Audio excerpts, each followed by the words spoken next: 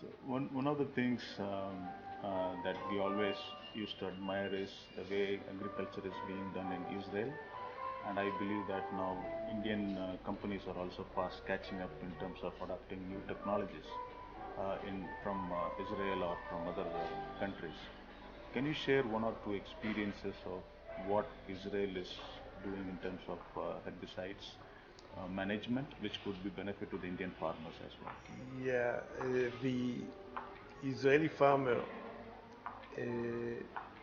is known as advanced farmer. Mm-hmm. He thinks, he reads, he's up to date in what is going on in many other places and adopts new technology very fast, sometimes too fast. Right. What I'm sure that the Indian farmers are going also to do, and they are doing it as old, long farmers, long-time farmers, that they have to look at the economical outcome of what they are doing. They have to bear in mind that every rupee that they are putting in the sprayer has to come back in yield. Okay. And this, if this is in mind, that they will be very careful when applying pesticide, applying fertilizer, or applying manpower for weeding. It has to be done in a based on the income that it generates Return in on the farm, investment. and this will prevent them from wasting money and efforts when it is not bringing any profit. All right. Right. So one other question that always comes to our mind is on the herbicide resistance by different modes of action. People say that the ACCAs or these are the mode of actions where the herbicide tolerance or herbicide resistance has increased drastically. How do you see this moving forward in the near future? The grass weeds are a major portion of the weeds that are infesting cereals, wheat, rice, corn, and so on. And the ability to selectively control grasses within a grass crop is really a miracle. But we are losing it because of the resistance. If the wheat is not responding, then even the best chemical cannot do anything. So I think that the limited number of grass killer is the the weaker point in the whole picture. Somehow, this mode of action is not further developed, and we have no new herbicide from this group coming up, even with a slightly different mode of action.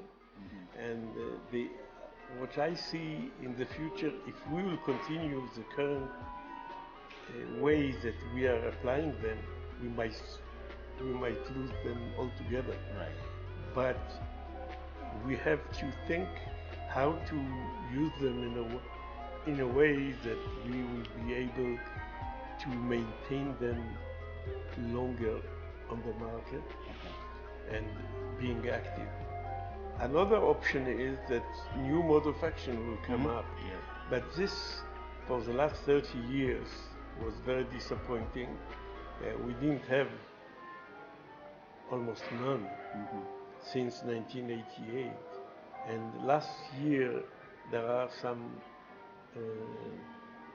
indications that a new mode of action will come, but none of them is still on the market. It will take maybe 5 to 10 years, or maybe less, but it will take a long time, and we should be careful to maintain them with a long shelf life, what we call, and to use them properly and protect them. Right. So one last question for our team is, I just gave an update to you about the digital initiative that ADAMA India is taking up, and we want to bring in farmer-friendly solutions even through the digital space, helping the farmers to understand what they should be using and how they can be self-sufficient on their own. So we have launched a digital farmer app called Reach, which is getting popular right now. And do you think that this type of tools, from your experience from other countries, are really helping the farmers, and any advice to us in terms of looking into this space for the future? I think that what you are doing is really a progress in the communication between the chemical companies and the farmers, because so far they are influenced by the charisma and the way the farm advisor from the chemical companies or from the government is delivering the information to him. The way that in his telephone, and everyone has a smartphone now, can get the right, and he can make a selection. Right. He can see what is available and select what is optimal for him. And this, it's no way, it has to improve with time. More farmers will be hooked to this way of communication, and I think that what you have done is a very interesting step forward, and very important to bring the farmer and the chemical companies to a same background, to a same common territorial area, so we can select and make a selection, the best selection for him. And I think that you deserve an applaud for what you have done, and this is not done yet by other chemical companies, and being a pioneer, it is important. So good work, well done. Yeah, thank you. Thank you very much, Professor. It was nice talking to you. And I think we will take all these key messages and back to ourselves. So thank you very much, and nice Thank you for talking to you. the hospitality, and I think that ADAMA India is great. Thank you. Thank you. Thank you very much.